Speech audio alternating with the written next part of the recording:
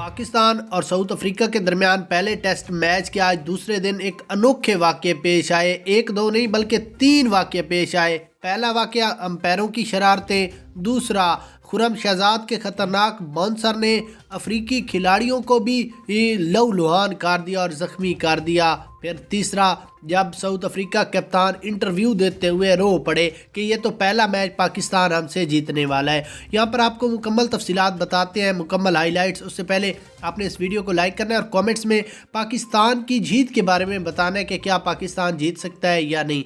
उसके बाद अगर मैच की हाईलाइट्स पर हम सबसे पहले नज़र डालें तो पाकिस्तान ने पहली इनिंग्स में 211 रन बनाए, जबकि साउथ अफ्रीका ने 301, और फिर दूसरी इनिंग में पाकिस्तान ने 88 रन बनाए 3 विकेटों के नुकसान पर। और कल अगली इनिंग्स का स्टार्ट करेंगे।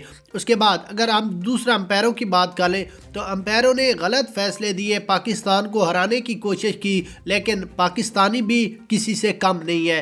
जब उन्होंने थर्ड अंपायर पर फैसला करते थे तो अंपायरों को भी शर्मिंदा कर देते।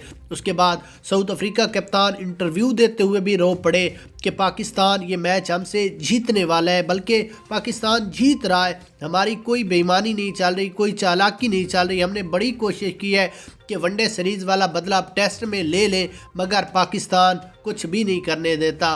और हम अगले मैच में बहुत ज़्यादा कोशिश करेंगे कि पाकिस्तान को हराएंगे और पाकिस्तान को एक इबरतनाक शिकस्त देंगे।